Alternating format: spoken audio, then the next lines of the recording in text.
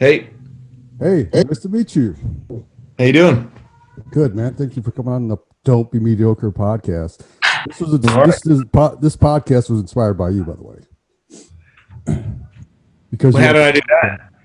Because I never listened to podcasts until you were let go by Sirius, and then I'm like, I listened to Rogan when he was live on YouTube, but I never listened to podcasts. And then you go on the podcast, so I started searching, and I found you on that Drew and Mike show. You did an interview, you called into there, and then I started researching, and then you went on podcast while I was waiting for you. I started looking up how to do a podcast, and here I am. So, how many shows have you done? Uh about 15, but I've only got Okay. 5 out so far. I'm the host, producer, booker, all the I do it all. So, I try and get out as much as I can. But yeah, we also have some people. We have a acquaintance in common, Mr. Oh yeah, Brendan who's that? Schaub. Brendan Schaub. Oh, okay, cool. I was his one of his strength coaches at the University of Colorado when he played football out there. Oh wow, Yeah, so small world. right. Even smaller, I lived in Carlsbad, right off of Tamarack, right on Acacia, Yeah. and surfed that break right by that big Yeah. power plant there. So how's everything going? How do you like doing the podcasting? I mean, I Uh, know you've done it before, but now it's like that's your thing. yeah. No, I don't think I've ever. I think the closest I got to attempting to be serious at a podcast was High and Dry, and I found that to be the people that I was working with. I didn't see them. They seemed like they knew less about podcasting than I did. And I knew that I knew nothing about podcasting, and that this was not going to work out because the main piece of the puzzle was somebody needs to know about all that stuff because we're going to come in completely clueless, and we don't have that much time to stay in the dark. So yeah, I was now that we're doing it for real, I really like it. Whether the success comes or not, it's already 1,000 times better. I mean, I don't know why or how it works, but when you work for a corporate company, it's very hard to sort of feel like you're worth anything. They just constantly remind you that you're insignificant. It's a weird, even when you're a more successful person there's always a little hint of we don't really need you. And it's like I don't even know why that's necessary to insinuate, but I always got that feeling. And now we don't have that. I don't have anybody. It's just the listeners. If they like it, we're in. If they don't, we're out. And I can live with that. I don't think you guys have missed a beat. You guys sound great. Is awesome. Hey, let me ask you. So Will is. I know he said you said he got upset because of that Christian interview. Is he? Will we ever hear from Will being back on the show? Is he going to make an appearance at all? Or I at one point thought, yeah, no problem, but now I'm hearing that they want to get permission from. all corporate stuff? Yeah, so I just feel like in my opinion, and I don't know this for sure, but I don't believe that SiriusXM have told anybody that works at SiriusXM that they're not allowed to associate with Jason Ellis. I just don't believe that that's true. And I'm a pretty paranoid guy. I also don't believe that if anybody finds out that you were on the Jason Ellis podcast, that anything will fucking happen to you whatsoever unless you were to say, yeah, I fucking hate working at SiriusXM, which I'm not asking for anybody. I don't even want to talk about SiriusXM. I just wanted to talk to my friends who I thought were my friends.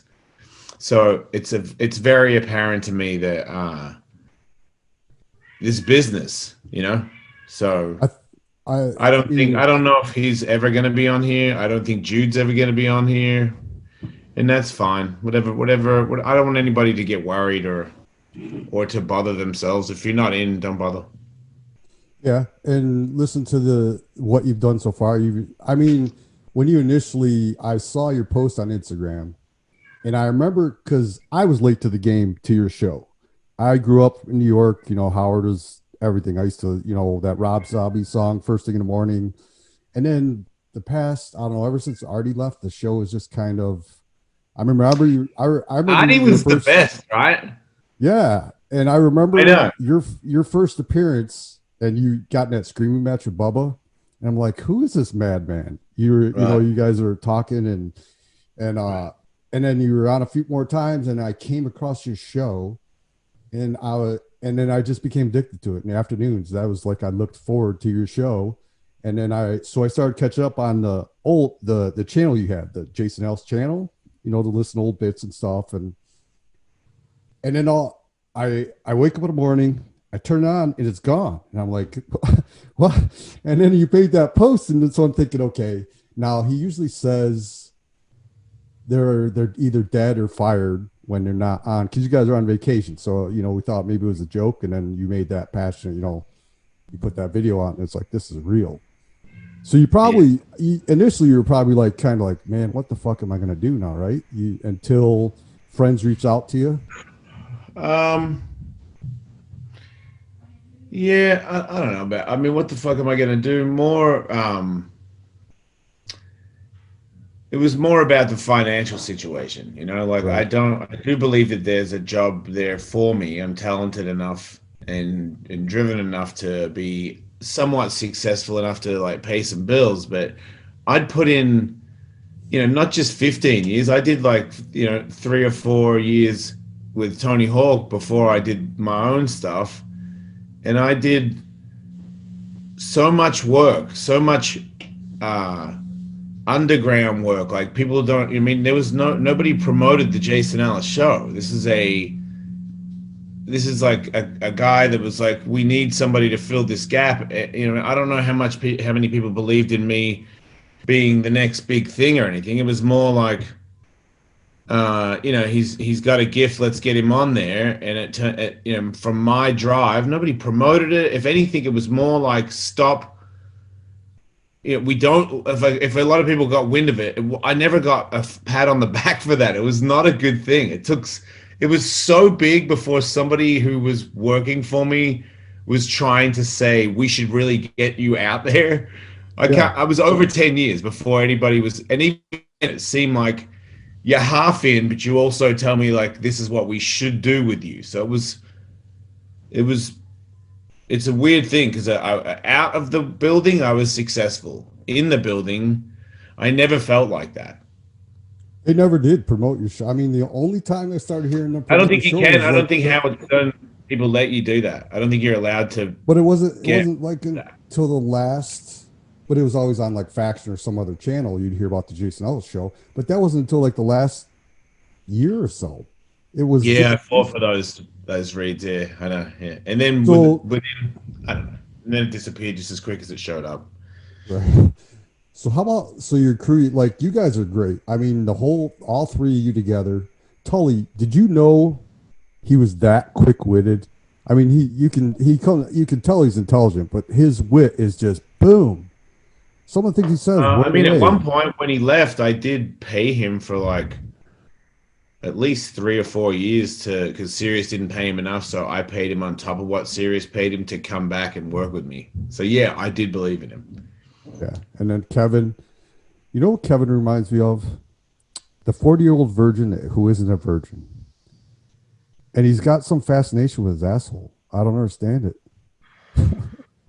Yeah, I think he makes up a lot of stuff. But he's also talented as fuck too.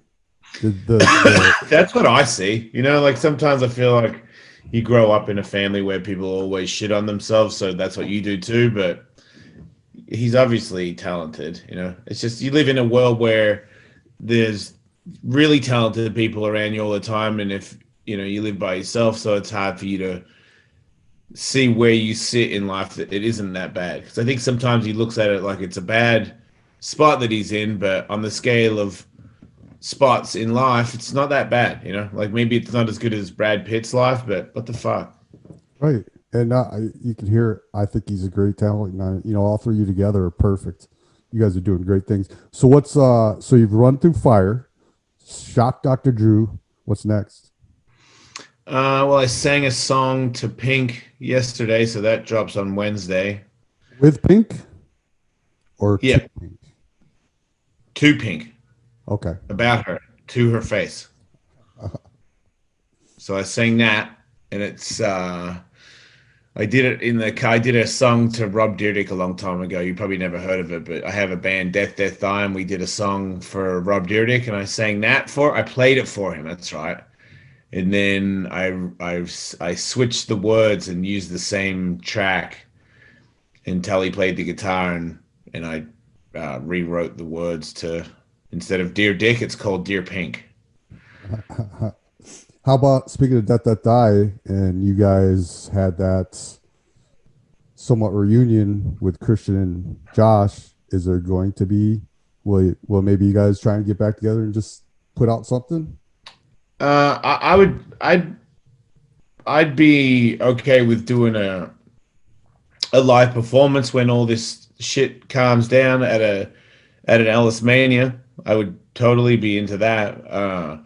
Making an album, I'm up for anything. I mean, if I'm gonna go through a fucking wall in a speedo on, you know what I mean, like, and you're gonna, and then people keep asking me about how it would be real cool if we did. Yeah, I'll do all of it. Like at one point, I tried to get Christian and Will to talk to each other, and they're so at each other. They so disagree that I'm like, man, I'm getting stressed out about being in it. But to me, if I could have it my way, everybody would get over everybody. And then we would all just fucking do it all over again and bring everybody back as this big family. You know, to me, it's, you know, these people think they're just going to live forever or whatever fun that we had at one point wasn't important. It just, and it really is I don't want to shit on Sirius, but it really is like one of these things that comes with that territory where people are kind to your friend, but if things get tight, they're out.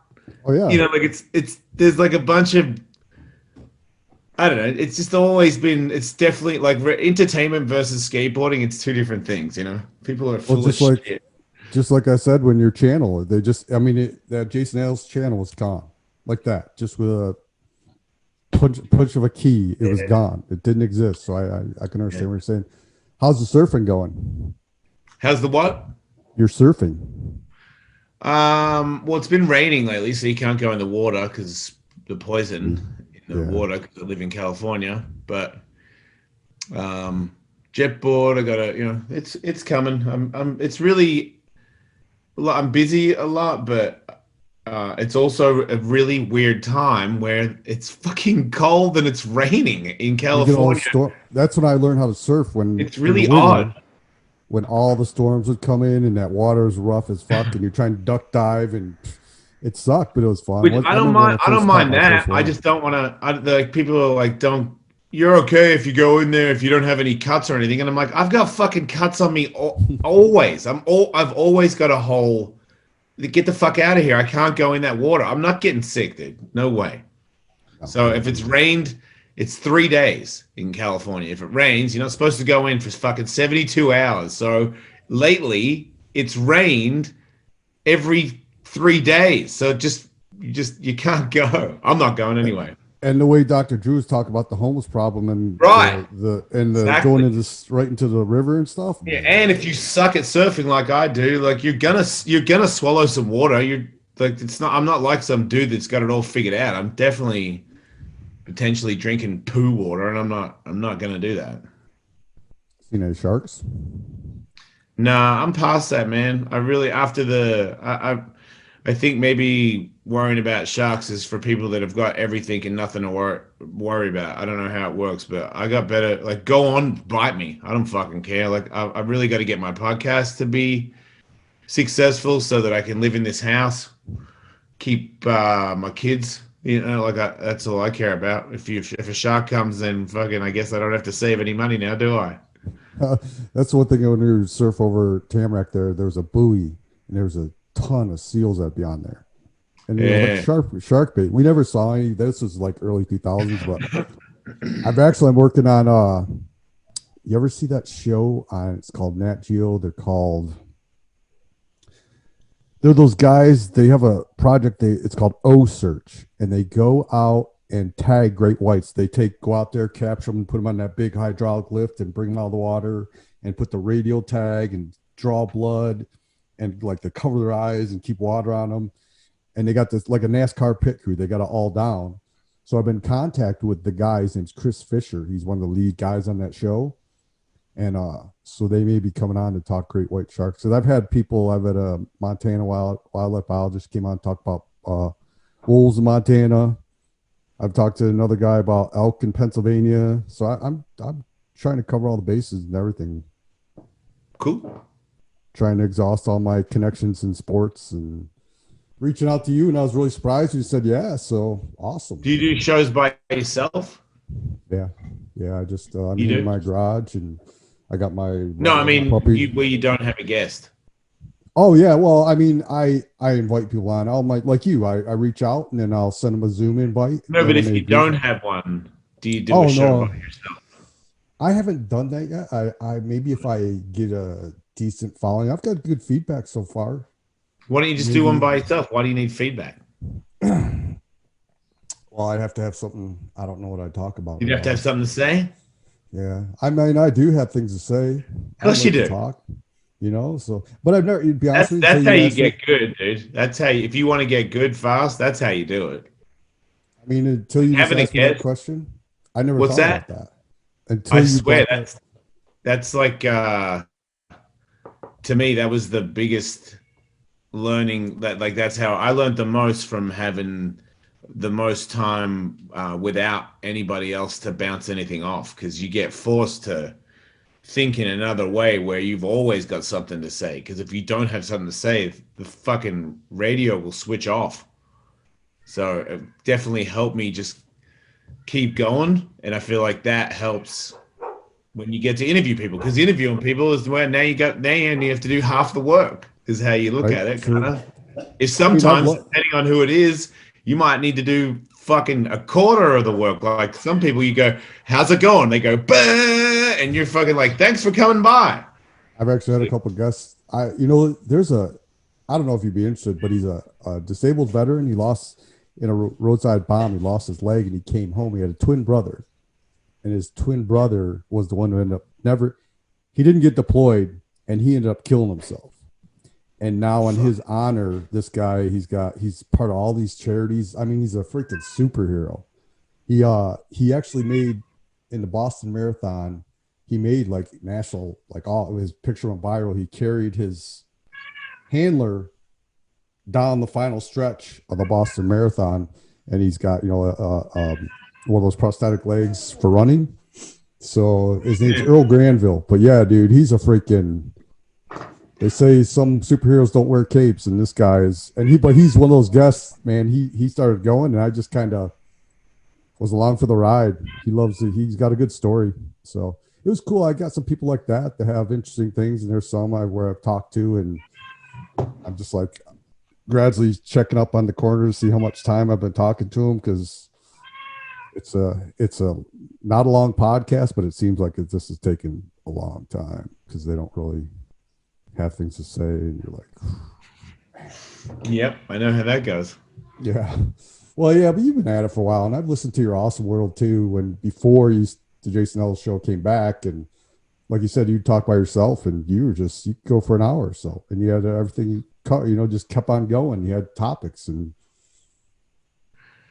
I mean, I don't know. Look, there's two different kinds. There's like interviewing people, and then there's riffing in your own head for an hour at a time, where you don't look to bounce anything off anybody, where you just keep flowing with stuff, which to me would be similar to being in some sort of zone, like it's like you would be in sports, or like somebody playing a song, where they're really into it, kind of thing.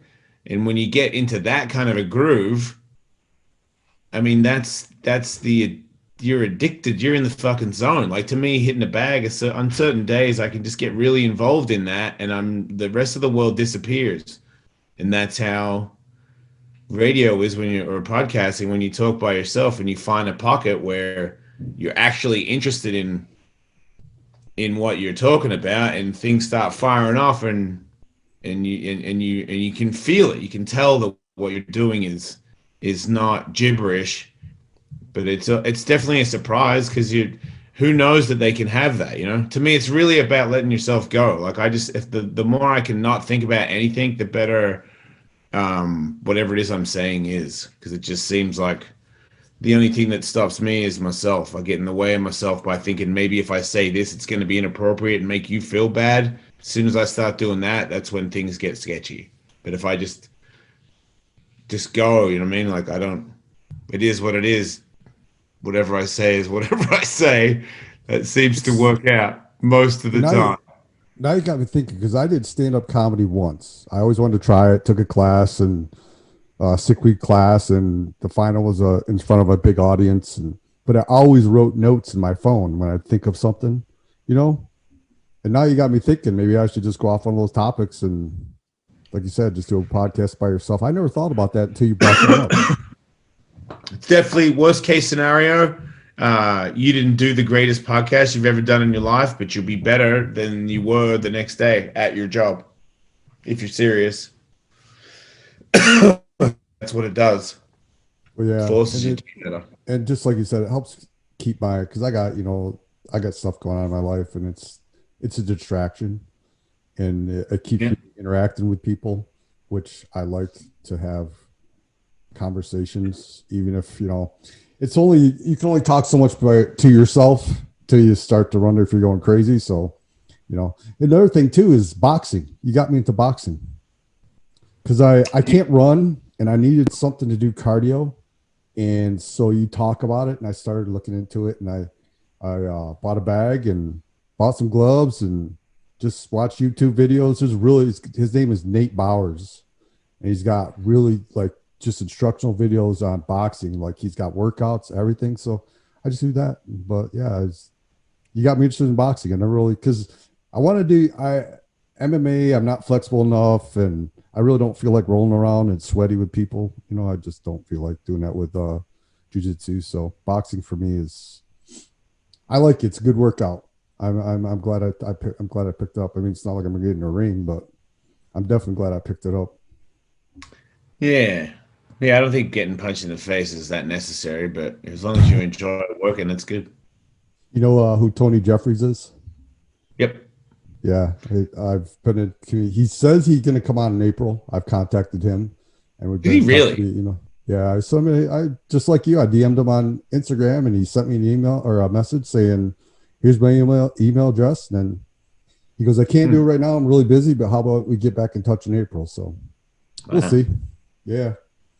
Yeah, so I'm just trying to. Yeah, I copied him the other day. I saw him talking about how he gets in a cold plunge every day, whether he likes it or not. And then I started, because I've been doing that for a while too, but not every day. So then I started doing it every day. And then I think within like 2 weeks, my fridge broke. So I have to fucking buy another one before I can commit to the Tony Jeffries promise that I am failing right now, because I don't have.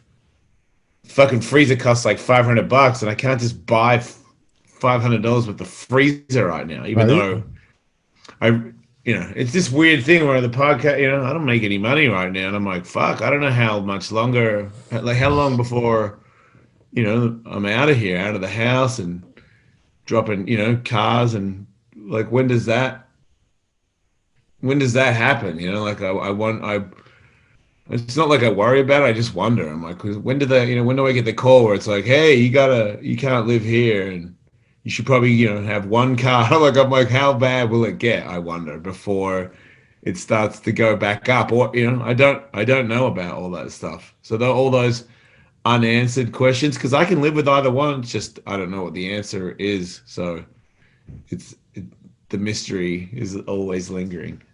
Well, your podcast. I mean. Are you going to do more? Are you going to try? I know you've talked about it.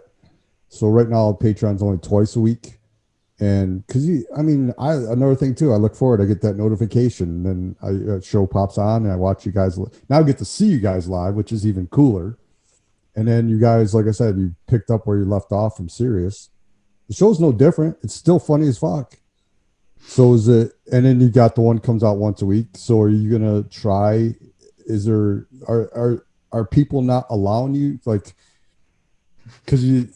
So do you want me to answer the question? I got it. Yeah, go. I know what you're saying. Yeah, you're supposed to start with one a week until you get enough downloads to start getting sponsors. And then when you get sponsors, depending on how many sponsors you can get, is then they start making more episodes. Because if you do 2 episodes or 3 episodes a week straight off the bat, you're never going to get any sponsors because you're asking for 3 to 4 reads an episode. And if you add that up, because they don't do less than 1,500 an episode, so they don't play that game around where we play. So you're asking for all this money that isn't there yet because you don't have the proof of download. So the show has to grow. If the show had 1 million downloads an episode, then yeah, if you want us to do 5 days a week, no one's doing that in podcasting. But yeah, okay, fucking sure. But the money is not there. It's not there. Nobody, the Sirius XM show dropped us. Like when we went to Faction Talk, we disappeared. A lot of people dropped us, forgot about us. We just disappeared in the mix. Sirius XM stopped getting used podcasts and became way bigger. And now that we're free, all those people don't know. And no one's telling those people. The only people that could tell them is me with my little baby 200,000 followers on Instagram. It's nothing. So the plan is I have to build this show. They told me that I work with Cass, and they said your show is twice as big as any other show that starts, but it's still, 60,000 downloads. We need to get it to 100,000 downloads. So 40,000 more downloads an episode. But I can't just click my fingers and get that. It has to be a process. So if it gets up to that, then yeah, we'll do 2 a week. But I already have an MMA show that comes out on Monday, G'day MMA. So that'll drop every Monday. And then Tuesday at midnight, the Jason Ellis Show will drop. And then Wednesday, I'm doing a show, Hawk versus Wolf with Tony Hawk. So those are 3 shows a week that are guaranteed that I have to do. Then there's the 2 Patreon shows that I do. And then my 2 Patreon shows that I do. So I do 4 live Patreon shows a week. And if the Jason Ellis Show free podcast goes up to where I think it's going to go, and it's at least 2 shows a week, I don't know about this Tony Hawk thing. I'd be very surprised if that doesn't fucking turn into that. So now, I've just got to. That's why I'm not going to do Awesome World anymore as a podcast. I'm only going to do it on Patreon because I can already tell what's the best ideas just at the start. And I know that if I'm like, do Awesome World solo podcast and the MMA podcast and the Tony one and the Jason Ellis one and all the Patrons, you're going to make all these shows not as good. You got to drop something. And there's only so much I can tell in a week. So the plan is get an MMA Monday, Jason Ellis Show Tuesday, Hawk versus Wolf Wednesday, and then I've got, obviously I'm recording the live shows, and we'll see how those go. Like, how do the free shows go? Do they get sponsors? Which is bigger? Which is smaller? Do I keep them? All these answers I do not have yet. Well, the beauty of podcasts is that now you're worldwide. It's serious. You're just North America, but now my mom hears me now, so that's awesome. What you think? What's your mom think about? She thinks it's good. Yeah, she thinks I'm funny. That's cool. Hey, let me ask you, because I have a nephew who's gay, and to top it off, he's half black too. So, he's got 2 strikes against him as far as that goes. Being, You have a wait. What'd you say? You have a what? I have a nephew who's gay, but he's also mixed. He's half black. So, he had to experience the racism growing up, and he didn't come out for a long time. And when he finally came out, before he came out, he was really heavily, he was pretty much alcoholic because he was so afraid to, admit. And now he's out and he's the happiest person. And I love it. I'm very happy for him. How was it for you because I know you struggled for a little bit, right? Before because it was probably a lot. I mean, you talk about it, but it's still pressure because, you're in skateboarding. Everyone's macho and that, and you said guys would single you out because they thought you were. And that one time you talked about going with that trans and, Yeah,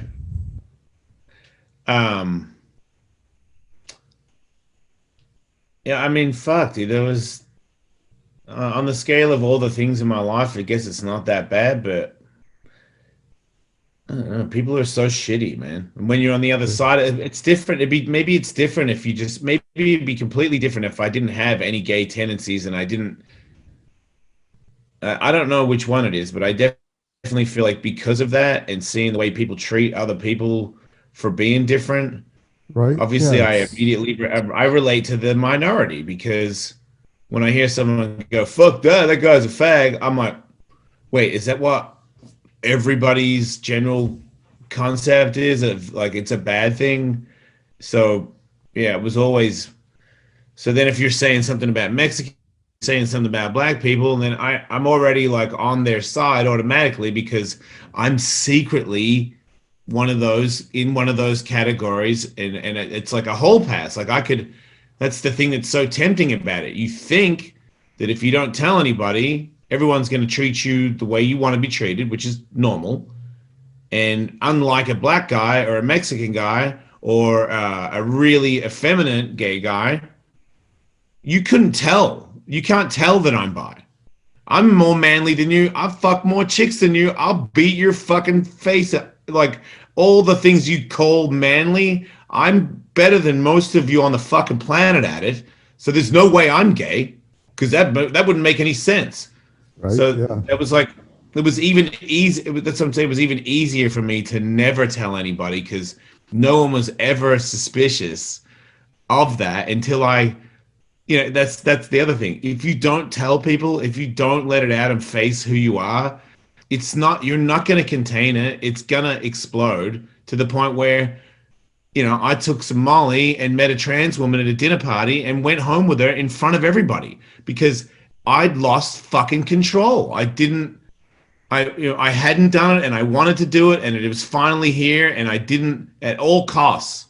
I mean, because of the drugs that I was on and probably drinking as well, the fear or the consequences, I pushed them aside and I paid a fucking huge price for that. Like those the people that were at that dinner party, the two brothers that were pro skateboarders, when they came to America, the better I got, the more they pushed on everybody that Ellis was a fag, and they swear to God they went, he went out with this trans chick and it was even like even the distribution in Australia that was their dinner party. The people that worked for them, they pushed it out. Like they were telling people that I was a fag. And back then, everybody could say you were a fag, and all you could say was no, I'm not. There was never Yeah. a how dare you say that to me? You never had that leg to stand on ever. I could never go, what'd you call me? Hey, he just called me. No one had your fucking back. No one was going to have your back. So what? Maybe you are a fag. That's what you would get. So to look back on that, it kind of aggravates me really to like think about how, my youth was, I spent many years, many nights, many drug induced nights running from the fact that some people might think that I'm this monster, like and it's so crazy to be almost 50 and realize that you're not a monster, man. You're just like kind of gay and it's not bad. Like there's nothing bad about that, but for my No. whole life, yeah, it's definitely been I could not think of a worse affliction than being me and then being given the gay because everybody I hang out with and everything I do, I don't blame them, but my scene, that's not like, oh yeah, you are, woohoo! Like High no, no, five. it'd be way better if you weren't. It just would be. If it'd be way better if I was. I can tell. This is the other thing. If I was with my ex-wife and I wasn't divorced and I didn't have tattoos and I was in line, like that's the thing.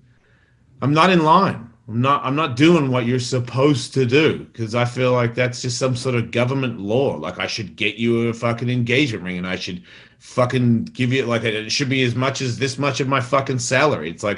It's so apparent to me that there's all these government rules and if I don't do them that now I'm some sort of inappropriate person. I should be shadow banned on social media. I'm like, well, fuck you, man. Fuck all that stuff. Even more so fuck you on social media. Ban me. I don't care. You never know. Twitter may. Yeah, I was happy for my nephew. He was afraid to let me know. I had heard. Of course he was. He's gonna pay a price. Everyone's gonna make fun of him. No, yeah. And when I told him, I said I was happy for him because he's finally to see it was like this big weight was taken off him where he didn't have to hide anymore, and he stopped drinking, and he literally, man, he was almost to the point where he needed help, and all it was is he just needed to be himself. And that's what it was. Yeah. I mean, like compared to you, like you said, if you see you're covered in tattoos, you box, you MMA, all these things, manly things. He's not like that. He's not effeminate. He's tall. He actually looks like Tiger Woods. So he used to go on golf courses and put a ball cap on, and people would think he was Tiger Woods because he's like 6'3", and he's got his build. And but if you said he was gay, you'd be like, I could see that. But yeah, no, he's a good kid though. I'm happy for him. So that's cool. It's unfortunate that there's a lot out there, and that's one thing you talk about too is how people have reached out to you because you've come out and you're very supportive of the community, LGBT or whatever that community. Nice try. Yeah. So it's nice to see, and that's another thing I like about you is you're very compassionate. You talk and another thing. If, like I said, if people would, I guarantee, because you have kids, so I'm guaranteed parents judge you just by, he's covered in tattoos. And you're dad to your kids, but I'm sure parents have their little, that's just, they talk. It's a little, I feel sorry. I mean, I guess in the end, you're going to realize that the world is the real world, but I did feel a little bit bad for them because that's happened before. The mums and dads of the world definitely frown upon what I look like. And I don't think that that's like a fair thing for my kids to have to deal with. And I wasn't born covered in tattoos, so it is kind of my fault. But like I said, the more they realize that, hey man, like a lot of people, frown upon a lot of people for doing their thing. Just as long as they know that I'm happy and I'm doing my thing, I don't think there's anything. And if you're a good person. That's what matters most, So yeah. Well, listen, I'll let you go. I was happy you came on, help me out a little bit, get some pub. Hey, look I got a real celebrity on my podcast. Real celebrity. But I need to start thinking about doing some, because like I said, until you mentioned that, I never thought about doing a podcast on my own. Just sit there and talk and riff and come up with ideas, like I said, that I write down for comedy and stuff. I never thought about that. So I'm going to have to give it a try. Just write down like 5 or 6 different subjects and just go from one to the other when you're done talking about it. All right. Sweet. Awesome, Jason. Hey, man, thank you for coming on. Everyone, the Jason Ellis Show podcast. Doesn't miss a beat from the Jason Ellis Show on Sirius. The guys are great. They're still funny. You can find them twice a week on Patreon. Join Patreon. And then the Hawk versus Wolf, you said? And then the Good Day MMA. And then Awesome World twice a week on Patreon, right? Did I get it all right? Yeah, patreon.com/Ellis, mate. Yes, sir. Awesome, Jason, man. I love you. You're a good guy. You too, mate. Thank you. Thanks for having me. All right. Have a good day. You too. See you, mate. Bye.